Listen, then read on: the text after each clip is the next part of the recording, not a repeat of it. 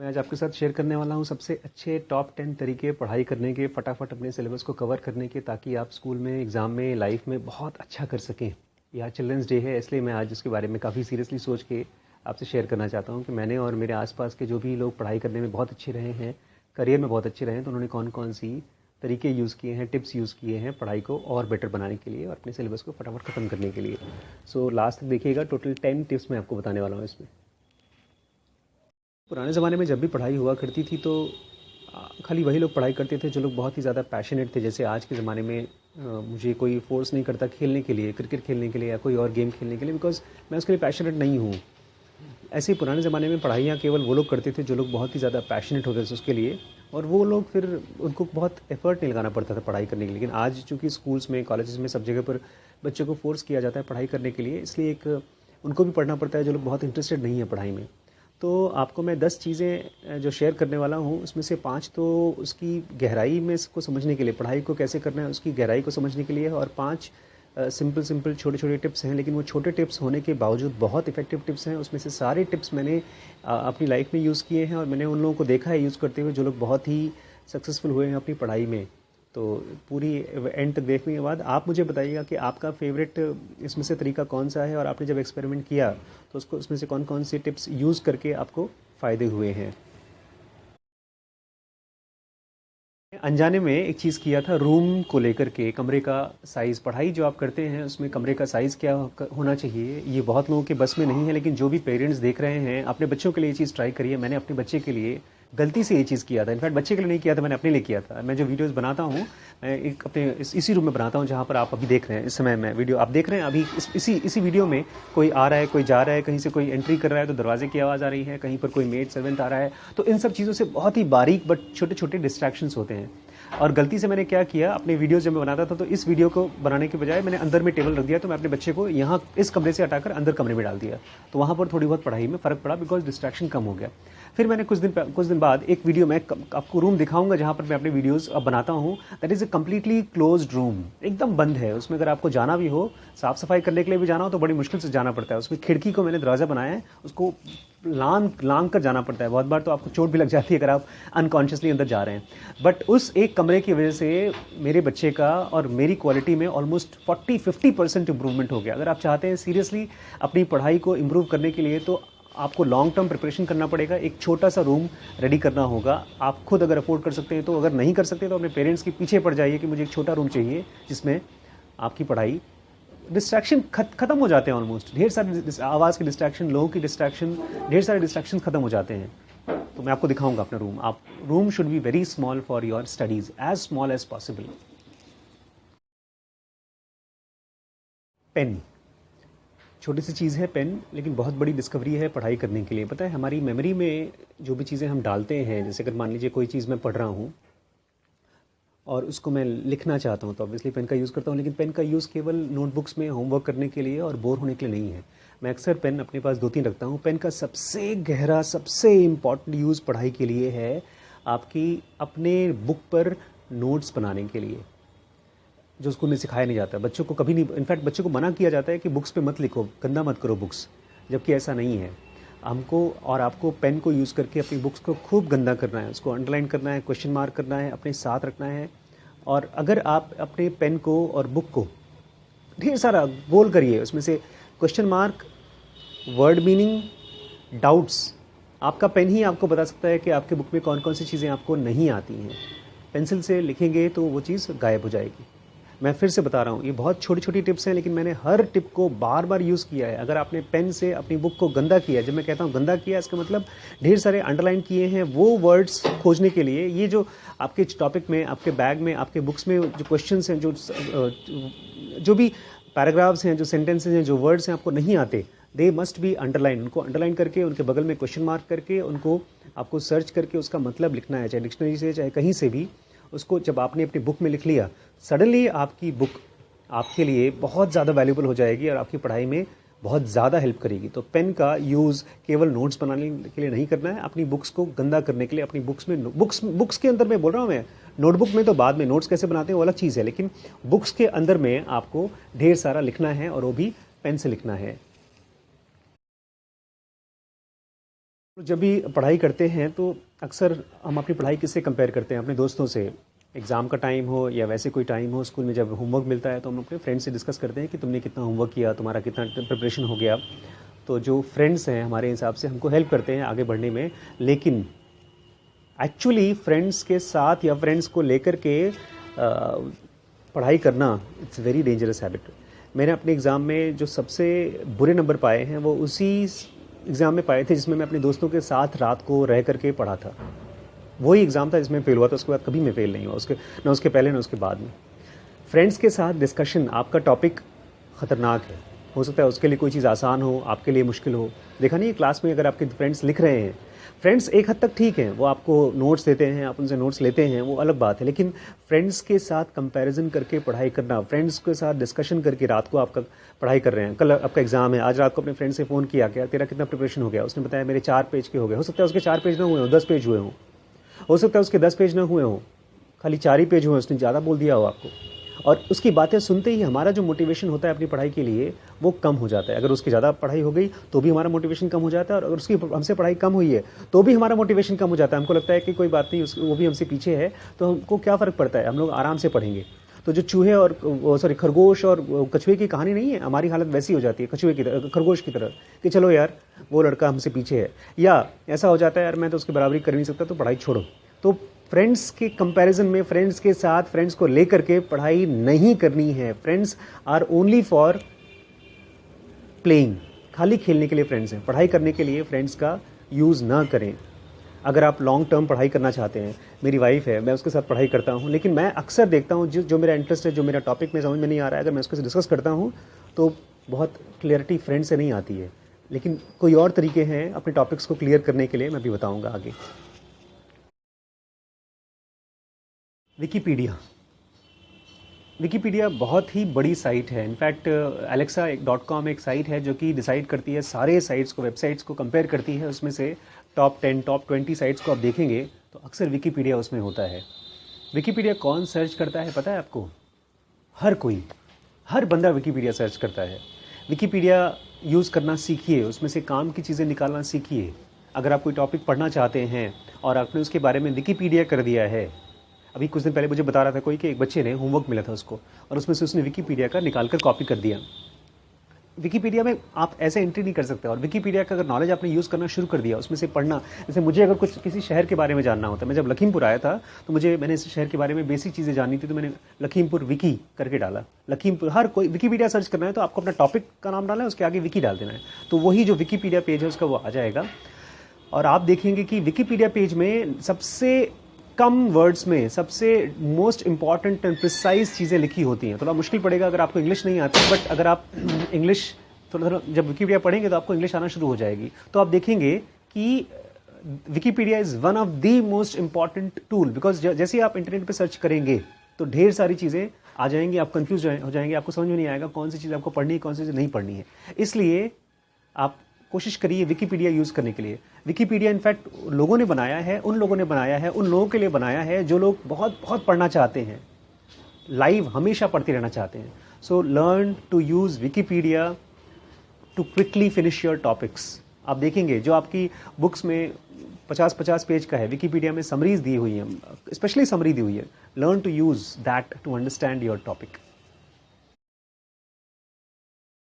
कुछ दिन पहले मुझे एक बंदा बोल रहा था कि मेरे ढेर सारे टॉपिक्स बचे हुए हैं पढ़ाई करने के लिए, और उसमें से मैंने तो फिर उससे पूछा कि टॉपिक जो आप पढ़ाई कर रहे हो, जो सब्जेक्ट आपका बाकी है एग्ज़ाम में जो आएगा, उसमें कौन कौन से टॉपिक्स ईजी हैं, कौन कौन से टॉपिक्स मुश्किल हैं। तो वो बहुत कन्फ्यूज़ हो गया।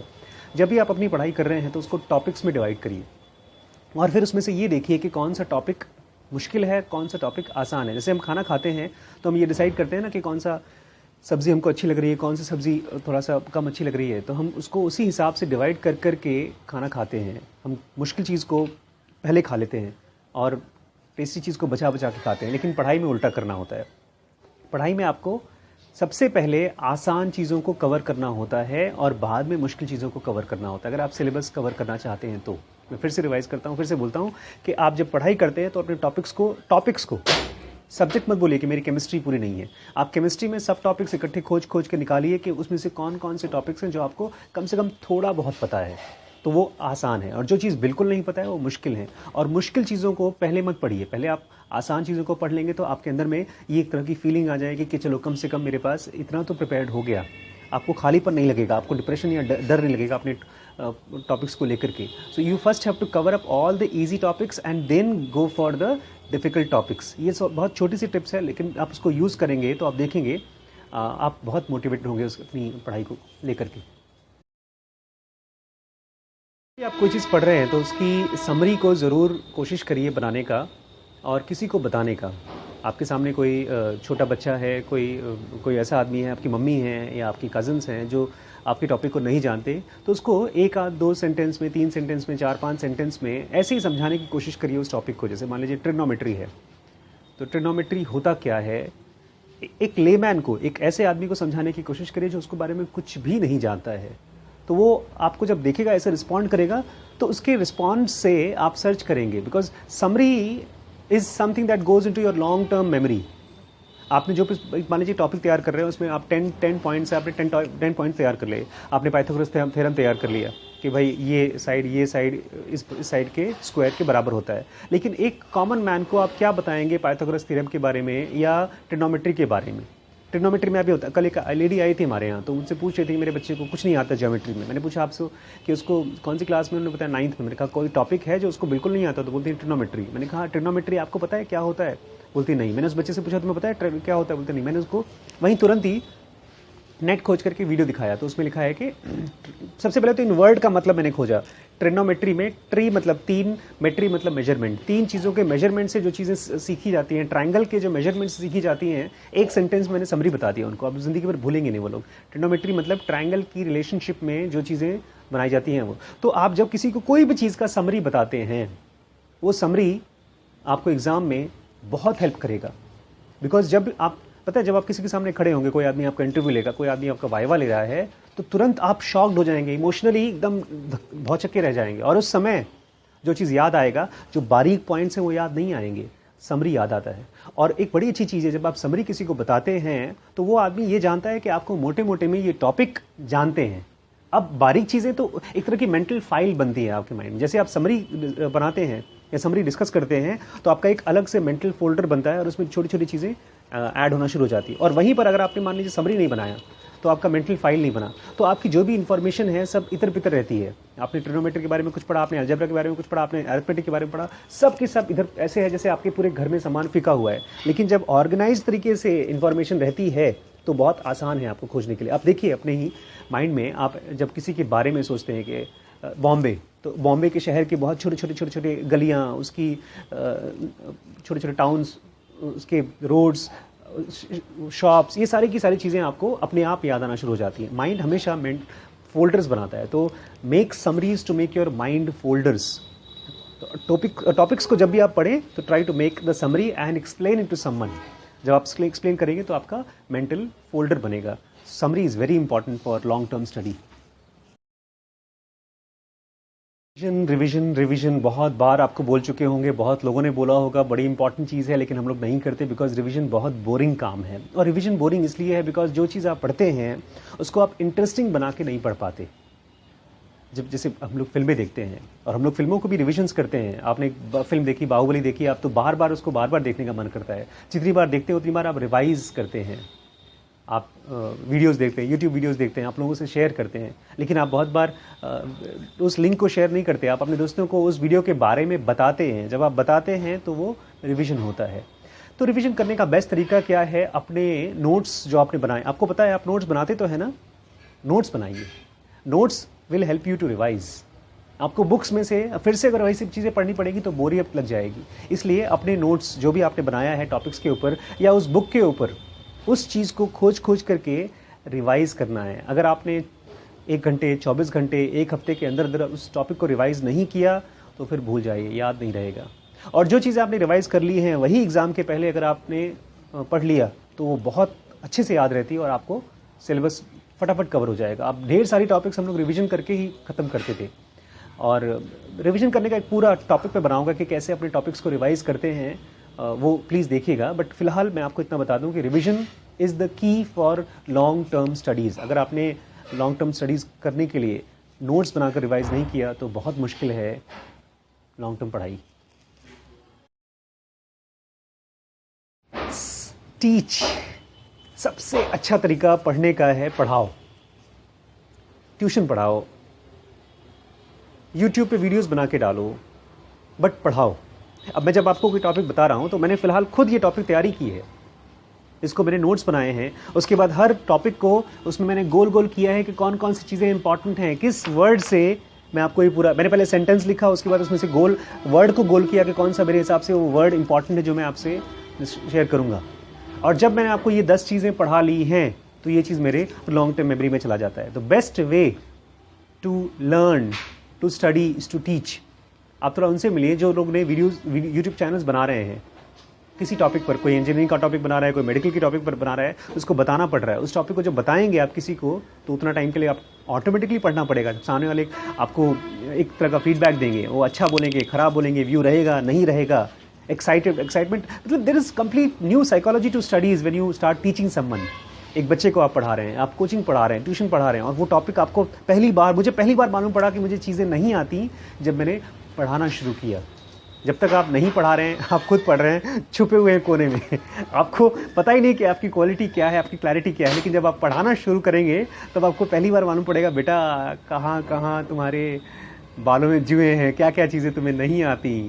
मेन तो आपको अपने बारे में कन्फ्यूजन तभी पता चलेगा जब आप लोगों को पढ़ाना शुरू करेंगे। तो स्टार्ट टीचिंग। शर्म आएगी, डर लगेगा, बट असली रिसर्च आप तभी करेंगे जब आप लोगों को पढ़ाना शुरू करेंगे। तो start teaching someone. YouTube videos is the easiest वे। उसमें आपको कोई स्पेसिफिक बंदा नहीं चाहिए, कोई you can start just mobile रखिए, फ़ोन पे अपना बातें बताना शुरू करिए। मेरे बहुत से स्टूडेंट्स हैं जो लोग वीडियोस बना करके मुझे भेज रहे हैं। अगर आप कोई टॉपिक पे अच्छा वीडियो बना रहे हैं रिवाइज करके तो मुझे भेजिए। I will try to upload it on Deep Knowledge Education also. Joy, पढ़ाई ऐसी हो गई है आज के ज़माने में कि मज़ा आता ही नहीं है, बोर्डम होता है। आप देख रहे हैं इतनी ढेर सारी मैंने किताबें ली हैं, आपको लगता है मुझे मज़ा आता है कि नहीं पढ़ाई करने में? जब से मैंने एंजॉय करना शुरू किया है पढ़ाई, तब से मैं रोक नहीं पा रहा हूँ। मैं ढेर सारी बुक्स पढ़ता हूँ, मुझे इन बुक्स को देख करके लगता है काश मैं इसको भी पढ़ पाता, उसको भी पढ़ पाता। एक साथ में ढेर सारी, देखा है आपने भी तो वीडियोस हम लोग बनाते हैं, कभी ढेर सारी बुक्स को एक साथ पढ़ाने की कोशिश कर रहे हैं। मैं खुद पढ़ता हूँ तो मैं आपको पढ़ाने की कोशिश करता हूँ, और मैं खुद इसलिए पढ़ता हूँ बिकॉज मुझे पढ़ने में मज़ा आ रहा है। अमेज़ॉन जो बनाया है जेफ बेजोस ने, उन्होंने पहले बुक्स सेलिंग शुरू किया था और वो बुक्स के बड़े शौकीन हैं पढ़ने के। अमेज़ॉन, बिल गेट्स बड़े शौकीन हैं पढ़ने के। आपको लॉन्ग टर्म में पढ़ाई का शौकीन होना पड़ेगा, उसका चस्का लगना पड़ेगा, तभी आप पढ़ाई कर सकते हैं। अगर पढ़ाई में आपको मज़ा नहीं आ रहा है तो पढ़ाई करना बहुत मुश्किल काम हो जाएगा। और पढ़ाई में मज़ा कैसे आता है? जब आप केवल एग्ज़ाम्स के लिए नहीं पढ़ते, जब आप एक्चुअली किसी चीज़ के बारे में जानना चाहते हैं। जैसे जब मैंने 0 to 1 पढ़ा तो मुझे जानना था बिजनेस क्या होता है। मैं खाली 0 to 1 का एग्ज़ाम देकर के पास नहीं करना चाहता था। So you have to search for a long term way to enjoy something. इसके ऊपर इंटरेस्टिंग चीज़ें खोजिए, इंटरेस्टिंग चीज़ों को जानने की कोशिश करिए, लोगों को बताने की कोशिश करिए। मैं अभी पाइथागोरस के बारे में जैसे आपसे शेयर कर रहा था, उसकी कल मम्मी आई थी, मैं बोला पाइथागोरस को जानती हैं आप? हमने भी स्कूल में पाइथागोरस के बारे में सुना है, लेकिन पाइथागोरस के पास दुनिया की one of the biggest library थी। और उस पाइथागोरस खुद बहुत बड़े सेंट थे। उनकी बड़ी दाढ़ी थी, मैंने वीडियो में दिखाया, उनकी बड़ी बड़ी मूर्तियाँ बनी हैं। आपको पता है पाइथागोरस कब पैदा हुए थे? जीसस क्राइस्ट से भी 500 साल पहले पैदा हुए थे। And he was a very famous saint. उनका खुद का एक आश्रम था, जैसे स्पिरिचुअल गुरुज के होते हैं, जैसे जग्गी वासुदेव का या तो रविशंकर जी के आश्रम है, ऐसे ही खूब बड़ा सा आश्रम था। But he was a very passionate student of philosophy. और पाइथागोरस तो उनकी एक शौक था, मतलब उनका थ्योरम जो था वो तो उनका शौक की वजह से आया है। तो ऐसी छोटी छोटी चीज़ों को जब आप जानना चाहेंगे जूस की तरह, अपनी joy, you have to find out joy in your studies. अगर आपको जॉय नहीं मिल रहा है तो पढ़ाई करना बहुत मुश्किल काम है। Please, you have to find out your joy while studying. आपकी गोल क्या है पढ़ाई से? आप जब पढ़ाई कर रहे हैं तो आपको मोटे मोटे में तो गोल पता है कि आपको क्लास 9 पढ़ना है, 10th पढ़ना है, फर्स्ट आना है, सेकंड आना है, 90% चाहिए, तो आपका लॉन्ग टर्म गोल है, बड़े बड़े गोल हैं। लेकिन प्रिसाइज गोल, आपको याद है मैंने गोल के बारे में 5 पॉइंट्स बताए हैं। स्मार्ट गोल, कि आपका गोल स्पेसिफिक होना चाहिए, मेजरेबल होना चाहिए, एक्चुअल होना चाहिए। उसमें you should be able to timeline it, कि इतने टाइम में मुझे पढ़ना है। इट शुड बी रियलिस्टिक गोल।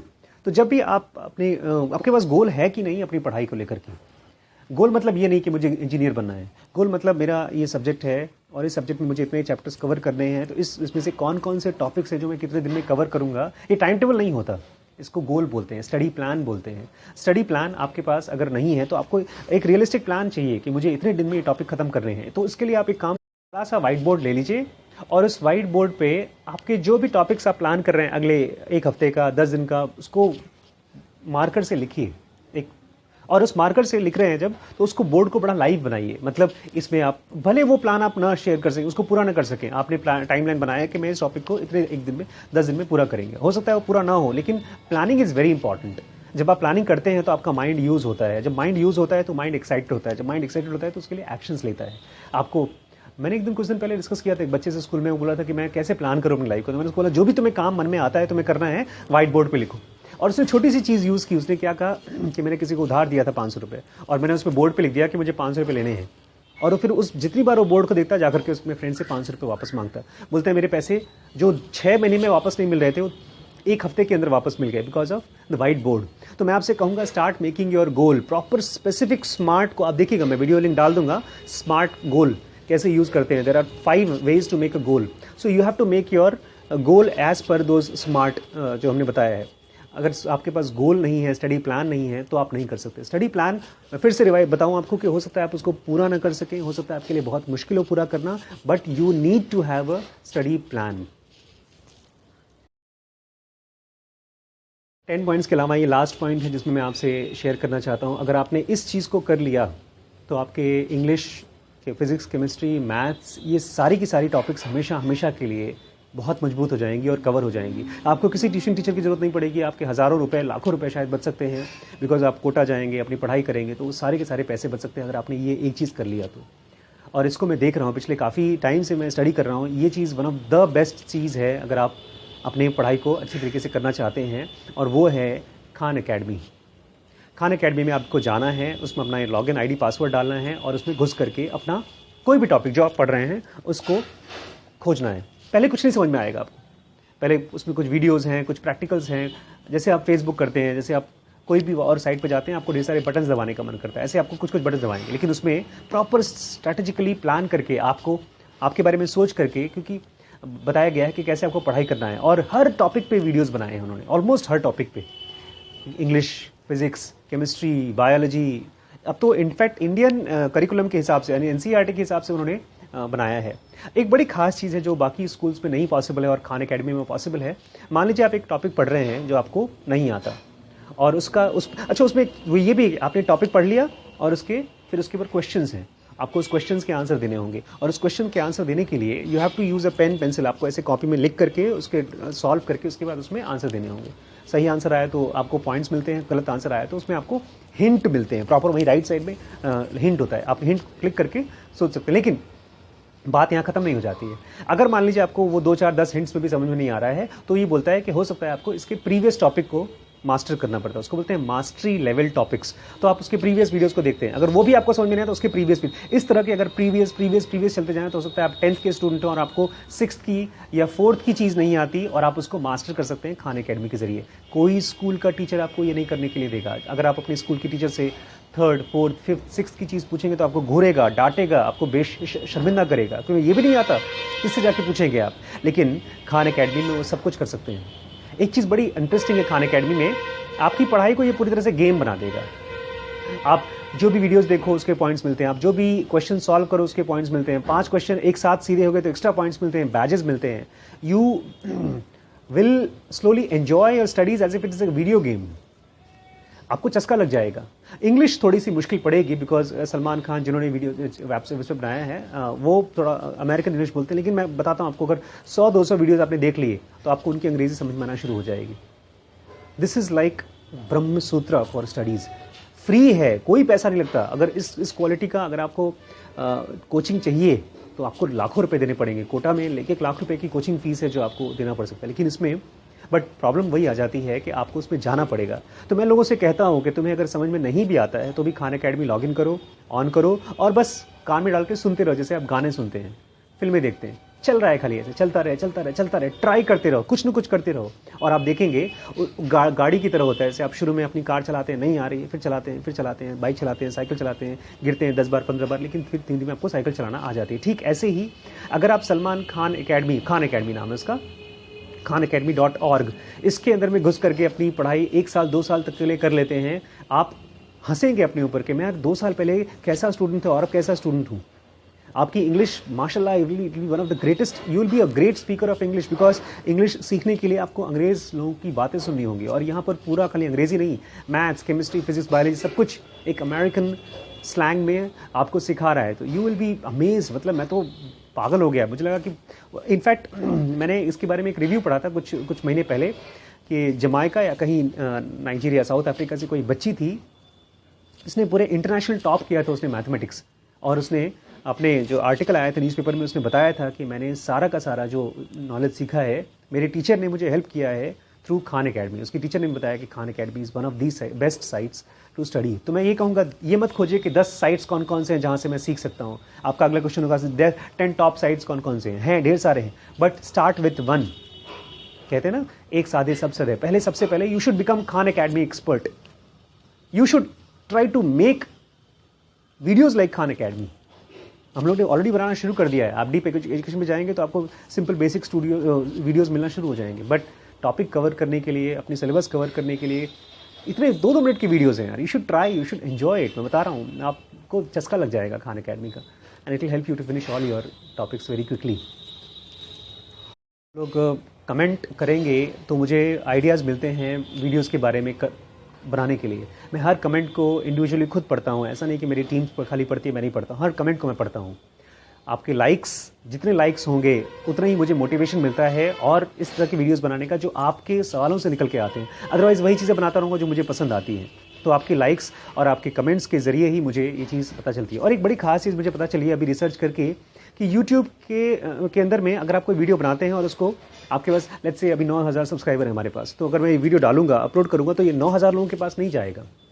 ये हार्डली 4 या 5% लोगों के पास ये वीडियो जाएगा। और फिर यूट्यूब देखता है कि उसमें से कितने लोग इसको खुद देखते हैं और लोगों को शेयर करते हैं। अगर आपने इस वीडियो को पसंद किया और आपने लोगों से शेयर किया कि देखो, आपके 2 या 4 लोगों के एक शेयरिंग से 4 लोगों ने देखा, तो उस वीडियो को यूट्यूब अपने हिसाब से और धक्का मार के पुश करके आप ही के सब्सक्राइबर्स के पास भेजता है। So you have to start sharing these videos to your small group. मैं तो कहूँगा हर बंदा अपने छोटे छोटे व्हाट्सएप ग्रुप बनाए और उसमें इस तरह की वीडियोस को डालना शुरू करे, शेयर करना शुरू करे। और अगर आप डोनेट करते हैं तो हम लोग डीप नॉलेज यूनिवर्सिटी बना सकते हैं, जो कि कम्प्लीटली फ्यूचरिस्टिक स्कूल रहेगा, जहाँ पर बच्चों के हिसाब से पढ़ाई जाएगी, ना कि बच्चों को स्कूल के हिसाब से पढ़ाया जाएगा। सपोर्ट करिए डीप नॉलेज को। Thank you so much.